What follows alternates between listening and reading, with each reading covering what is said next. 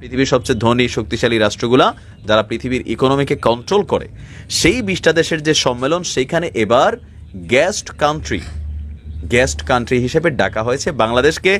আর এই সম্মেলন চলছে ভারতের গুজরাটের গাंधीनगर। अस्सलाम वालेकुम व्यूअर्स, मैं हूं अली मुर्तज़ा और मैं हूं एहसान खान और आप देख रहे हैं हमारा यूट्यूब चैनल एहसान रिएक्शन विद एहसान। हम उम्मीद करते हैं आप जहां भी होंगे इंजॉय करते होंगे, मज़े में होंगे और फिटफाट होंगे। व्यूअर्स, एक बार फिर से शेख हसीना ने जो है वो एक बड़ा कदम लिया और अपनी जो है वो बात सबके सामने रख दिया और फिर से बांग्लादेश को एक बार इनवाइट किया गया है G20 समिट में, जो कि इंडिया में हो रहा है। G20 समिट जो है उसमें बांग्लादेश के जो है फाइनेंस मिनिस्टर हैं और पूरी दुनिया के जो G20 समिट के जो मेंबर्स हैं उनके जो फाइनेंस मिनिस्टर हैं उनकी एक मीटिंग हुई है, उसमें इनवाइट किया गया है बांग्लादेश को। बेसिकली बांग्लादेश को इनवाइट किया था इंडिया ने, लेकिन उसने जो G20 समिट के जो मेंबर्स हैं उनसे राय ली कि क्या हम बांग्लादेश को इसमें इनवाइट करें, क्या इसका हिस्सा जो है बांग्लादेश को भी बनाएं। तो उन सब ने जो है वो राय दी कि हाँ बांग्लादेश को जो है वो इसमें बुलाया जाए। तो बांग्लादेश ने जाते ही G20 समिट में एक बड़ा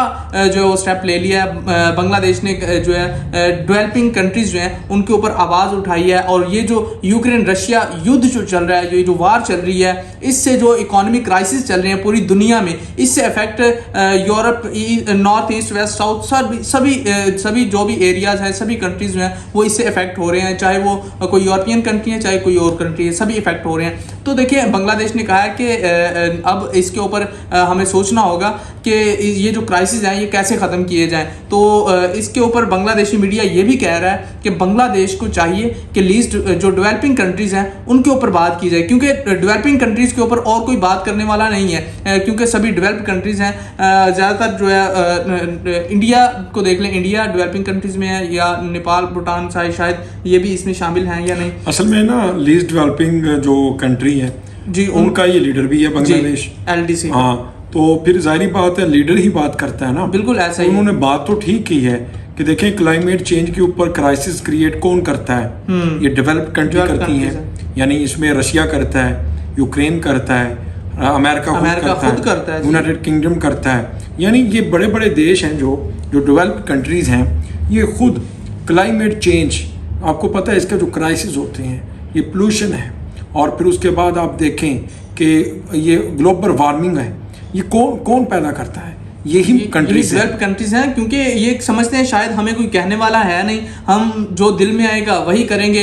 जिस तरह कि अब अमेरिका सुपर पावर है तो वो कहता है जिस तरह मेरे दिल में आएगी, जो मुझे करना है वो मैं खुद से ही करूंगा, मैं किसी की बात नहीं सुनने वाला। तो इसके ऊपर इंडियन मीडिया, ये नईम अली साहब है, वो एनालिसिस कर रहे हैं। अच्छा, ये इंडियन नहीं है, बांग्लादेशी है। सॉरी। तो लेकिन मैं ये कह रहा हूँ कि इतने बड़े प्लेटफॉर्म पे जाके आप इस तरह की बात करें, ये तो बड़ी, मैं कहता हूँ कि दिलेरी की बात है। बिल्कुल ऐसी है, ब्रेवली ये काम किया आपने जिस तरह से वहां जाके ये केस लड़ा है और उनके देश में जाकर दुनिया को बताया G20 के प्लेटफॉर्म में कि भाई ये देखो असलियत तो ये है, और जो दुनिया में क्राइसिस क्रिएट करते हैं वो डेवलप्ड कंट्रीज करती हैं, ना कि अंडर डेवलप करते हैं। तो खैर बड़ी अच्छी वीडियो है, नईम अली साहब बड़े अच्छे तर्जियाकार हैं, एनालिस्ट हैं, उनका एक तर्जिया रिपोर्ट है हमारे सामने पड़ी, इसको पहले देख लेते हैं, फिर इसके ऊपर हम बात करेंगे। जी हाँ, वीडियो को देखने से पहले अगर अभी तक आपने हमारे यूट्यूब चैनल एहसान रिएक्शन को सब्सक्राइब नहीं किया तो इसे जल्दी से सब्सक्राइब कर दें, बेल आइकन पर प्रेस कर दें, वीडियो को लाइक भी किया करें, कमेंट सेक्शन में अपनी फीडबैक से हमें आगाह भी किया करें। वीडियो देखते हैं 3, 2, 1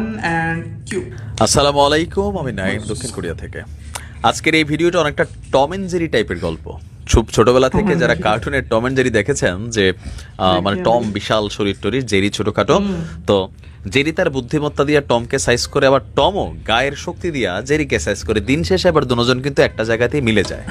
তো আজকের এই নিউজের সারমর্মটা যদি আপনারা শুনেন তাহলে বুঝবেন যে টম এন্ড জেরির একটা রূপ হচ্ছে বাংলাদেশ এবং আমেরিকার মধ্যে চলমান যেই কি বলা হয় যে কিছুটা স্নায়ু যুদ্ধের জায়গাটা অনেকটাই শীতল আকার ধারণ করেছে। আর এবার যে সুসংবাদ আসছে, এই সুসংবাদ আরও একটা স্পষ্ট ইঙ্গিত দিচ্ছে যে যুক্তরাষ্ট্রের সরকারের সাথে বাংলাদেশ আওয়ামী লীগের অনেকটাই পজিটিভ ইফেক্ট কিন্তু তৈরি হয়েছে।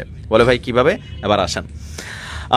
যারা কি বলা হয় যে বাংলাদেশ আওয়ামী লীগের অনুসারীরা আমার ভিডিও দেখেন, শেয়ার করতে পারেন, কারণ এটা প্রধানমন্ত্রীর জন্য বিশেষ একটা অর্জন, বাংলাদেশের জন্য বিশেষ অর্জন। কারণ দক্ষিণ এশিয়ার মধ্যে একমাত্র বাংলাদেশি ওই দেশ যাদেরকে পৃথিবীর অর্থনৈতিকভাবে শক্তিশালী যে দেশগুলো আছে বা তাদের যে সংস্থা আছে G20, নাম নিশ্চয় সবাই শুনেছেন, পৃথিবীর সবচেয়ে ধনী শক্তিশালী রাষ্ট্রগুলা যারা পৃথিবীর ইকোনমিকে কন্ট্রোল করে, সেই 20টা দেশের যে সম্মেলন, সেইখানে এবার গেস্ট কান্ট্রি হিসেবে ডাকা হয়েছে বাংলাদেশকে। আর এই সম্মেলন চলছে ভারতের গুজরাটের গান্ধীনগরে। দুদিনের এই সম্মেলনে G20 দেশগুলোর অর্থমন্ত্রী এবং কেন্দ্রীয় ব্যাংকের গভর্নররা যোগ দিয়েছেন। বাংলাদেশের অর্থমন্ত্রী আহম মোস্তফা কামালের নেতৃত্বে কেন্দ্রীয় ব্যাংকের গভর্নর আব্দুর রউফ তালুকদার সহ একটি প্রতিনিধি দল এই মুহূর্তে সম্মেলনে আপনার আছেন। অর্থ মন্ত্রণালয়ের পাঠানো এক বিবৃতিতে এই তথ্য সামনে এসেছে। আর এবারের G20 সামিটের স্লোগান হচ্ছে এক পৃথিবী, এক পরিবার এবং এক ভবিষ্যৎ। তার মানে সেইখানে এক পরিবার, বাংলাদেশকেও সেই পরিবারে স্বাগত জানাচ্ছে G20। আর G20 জানেন যে এই যতগুলা সংস্থা আছে পৃথিবীতে সবগুলার বস হচ্ছে যুক্তরাষ্ট্র। এই প্রসঙ্গে আমাদের অর্থমন্ত্রী বলছেন যে আয়োজক দেশ ভারত বাংলাদেশকেই গেস্ট কান্ট্রি হিসেবে আমন্ত্রণ জানিয়েছে বাকি দেশগুলোর অনুমতিক্রমে। প্রতিবেশী বন্ধু দেশের কাছ থেকে পাওয়া এই আমন্ত্রণ অবশ্যই আমাদের জন্য সম্মানের।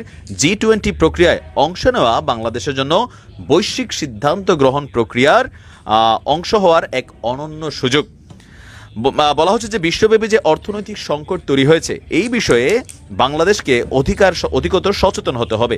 এই সংকট নিরসনে অবশ্যই বাংলাদেশের সবাইকে আন্তরিক হয়ে কাজ করতে হবে, যেখানে G20 জোটের অত্যন্ত গুরুত্বপূর্ণ ভূমিকা রয়েছে। तो व्यूअर्स, आपने देखा है कि नईम अली साहब जो है इसके ऊपर एनालिसिस कर रहे थे, किस तरह से उन्होंने कहा है कि देखें जो है बांग्लादेश ने देखें जाते ही वहाँ पे जो डेवलपिंग कंट्रीज़ हैं उनकी हक में, उनकी फेवर में जो है वो बात करना शुरू कर दी है।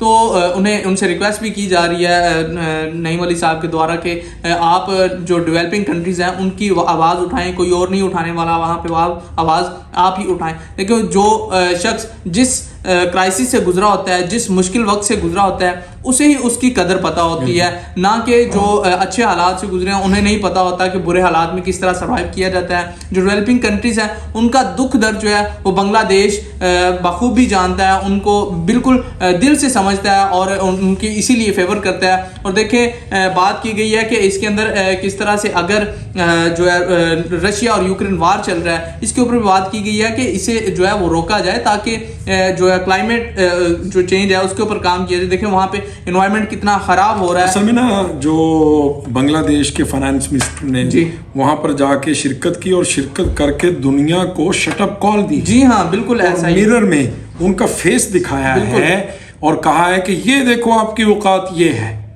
ये मैं समझता हूँ बांग्लादेश जैसा एक छोटा देश इतना बड़ा जब स्टेप लेता है तो फिर दुनिया की बड़ी बड़ी न्यूज आउटलेट्स में हेडलाइन तो बनता है ना। बिल्कुल ऐसा ही है। बांग्लादेश ने छोटा स्टेप भी नहीं लिया, बल्कि बहुत बड़ा स्टेप लिया है, जिस वजह से जो है बांग्लादेश की तारीफ की जा रही है। और बांग्लादेश जो है, ये तो मानना पड़ेगा कि बांग्लादेशी जो है वो, चाहे कोई लीडर है, चाहे बांग्लादेश के जो लोग हैं वो ब्रेव बहुत है और हर काम जो है ब्रेवली करते हैं और उसके बाद हार्ड वर्किंग है, जिस वजह से बांग्लादेश आज यहाँ है और दुनिया में बड़ा नाम कमा चुका है। और अमेरिका जैसे सुपर पावर की आंखों में आंखें डाल के बात कर रहा है और उनको शटअप कॉल दे रहा है। चाहे अमेरिका हो, रशिया हो, कोई भी कंट्री हो, कोई भी खड़ा नहीं हो पा रहा अब बांग्लादेश के सामने, बल्कि उसके साथ खड़ा होके उनके साथ काम करना चाह रहे हैं। इजाजत लेंगे, इजाजत लेते हैं। नेक्स्ट वीडियो में आपके साथ एक बार फिर मुलाकात होगी।